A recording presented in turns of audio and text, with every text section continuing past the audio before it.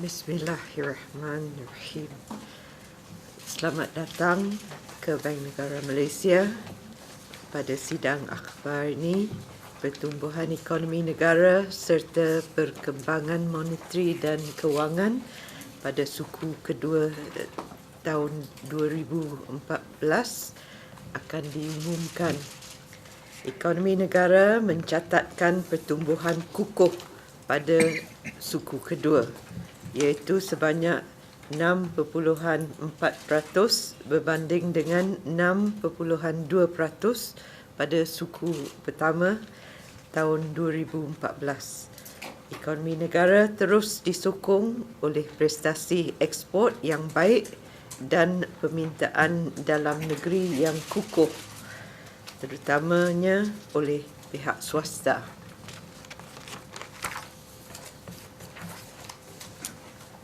The global economy continued to expand at a moderate pace in the second quarter of 2014. The economic recovery in the US did improve in the second quarter, while in the euro area, economic activity remained subdued. In Asia, economic activity continued to expand, although at a more moderate pace. And while the Chinese economy continued to register sustained growth in the second quarter, economic activity was affected by the slowing property market and developments in the financial sector.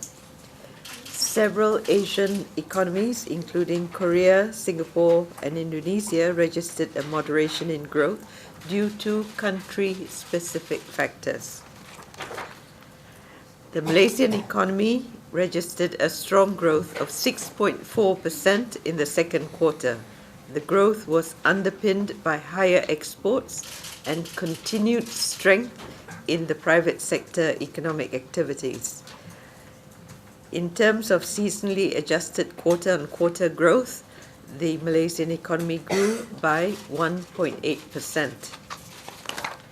Private domestic demand remained the anchor of growth, expanding by 8.1% in the second quarter.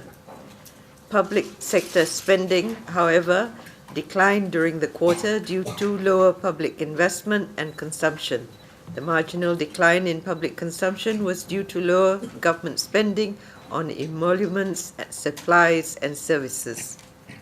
Net exports provided the largest contribution to growth in the second quarter, underpinned by a strong export performance. Private consumption increased by 6.5% in the second quarter. Household spending continued to be well supported by stable employment conditions and sustained wage growth. Gross fixed capital formation expanded by 7.2%, driven by the continued strength of private capital sector capital spending.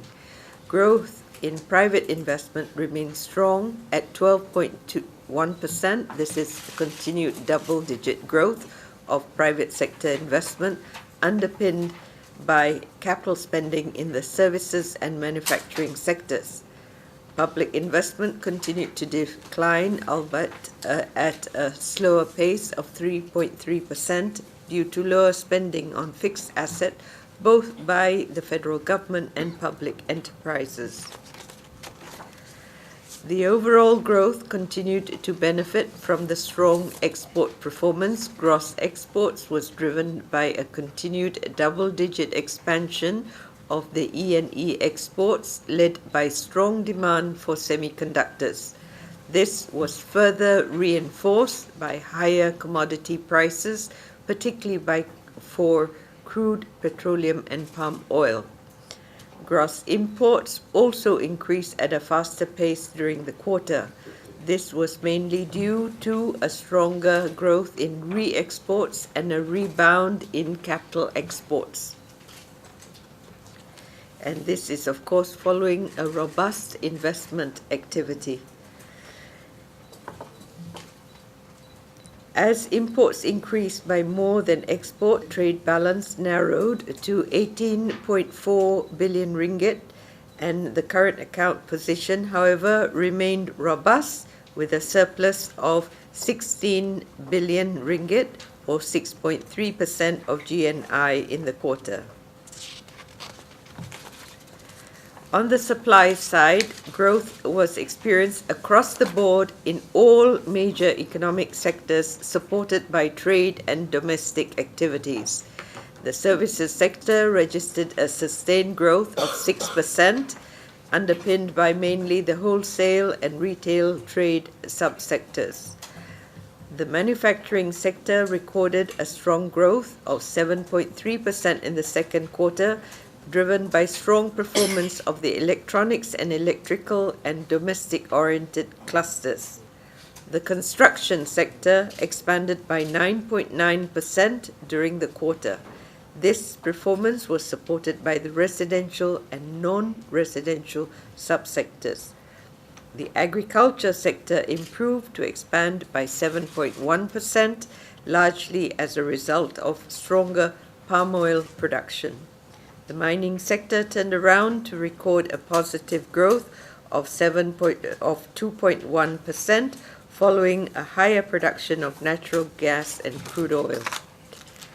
On the inflation front, headline inflation stabilized at 3.3% in the second quarter, and the marginal decline in headline inflation mainly reflected lower inflation for fresh food items.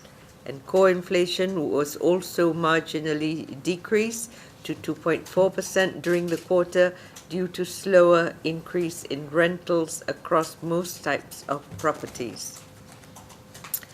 Amid the firm growth prospects and with inflation remaining above its long-term average, the overnight policy rate, the OPR, was raised by 25 basis points to 3.25% on 10th July this year.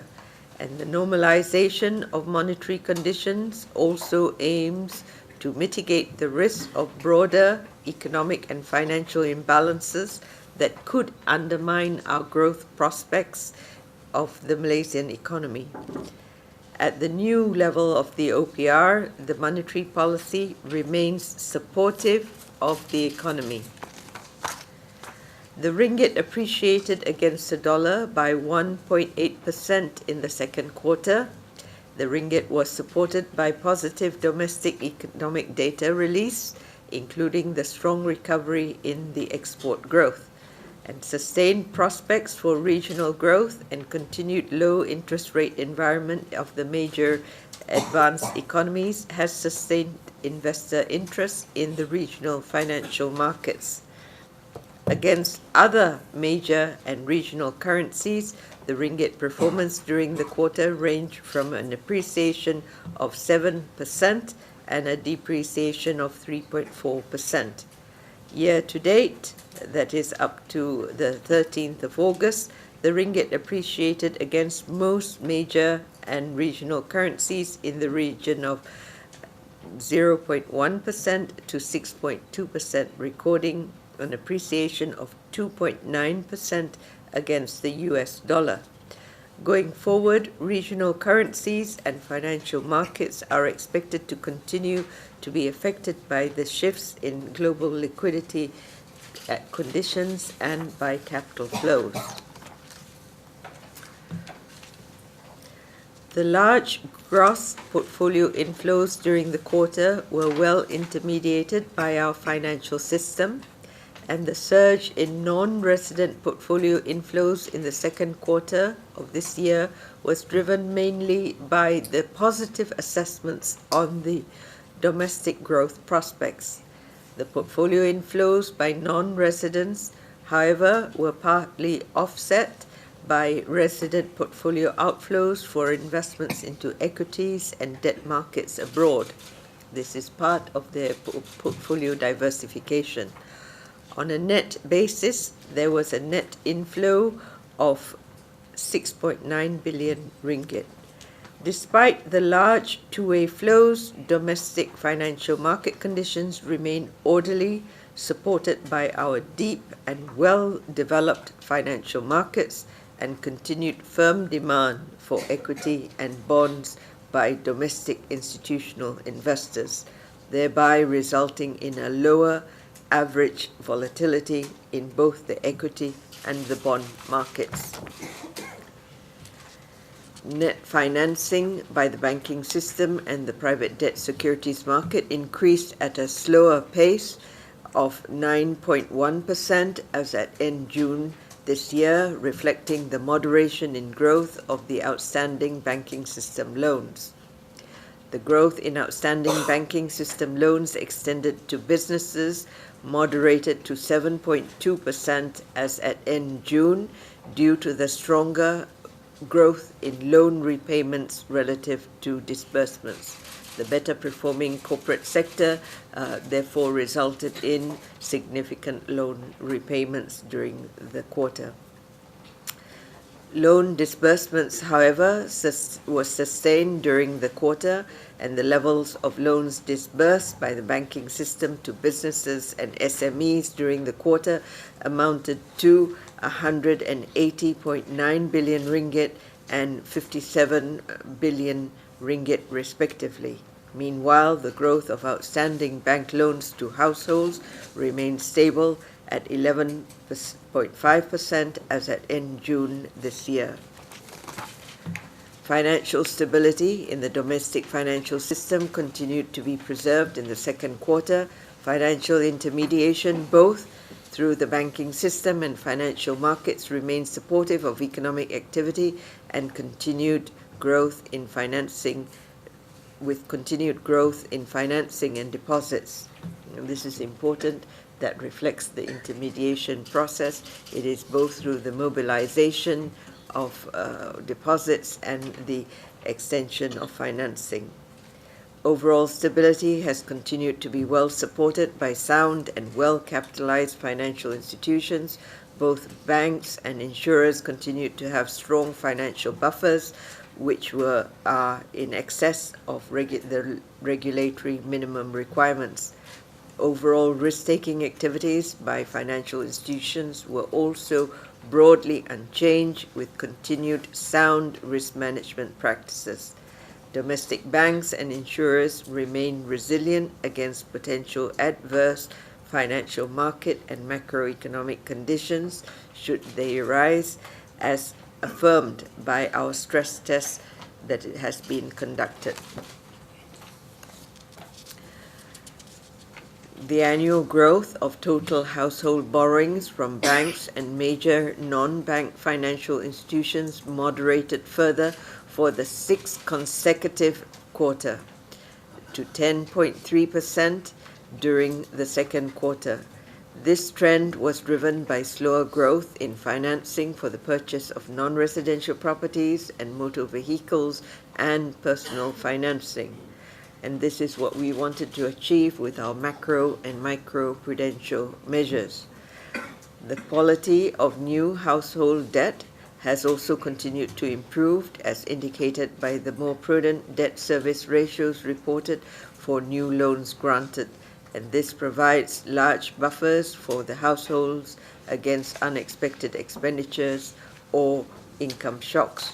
Overall quality of financial institutions remains sound, supported by the low level of loan impairment and sustained debt servicing capacity of borrowers. Going forward, the projection is for a continued and modest recovery of the world economy, underpinned by sustained growth in the emerging economies and improvements in some of the advanced economies. This will support international trade activity and provide further impetus to growth of the more open economies, including in Asia. In Asia, domestic demand is expected to remain supportive of the overall growth, and for the Malaysian economy, the leading indicators now suggest that private sector activity will remain the key driver of growth. And while exports will continue to benefit from the global economic recovery, its growth is expected to moderate in the second half of the year, partly reflecting the base effect. And going forward, the Malaysian economy is therefore expected to remain on a steady growth path. And that concludes the presentation, and we'll be pleased to respond to any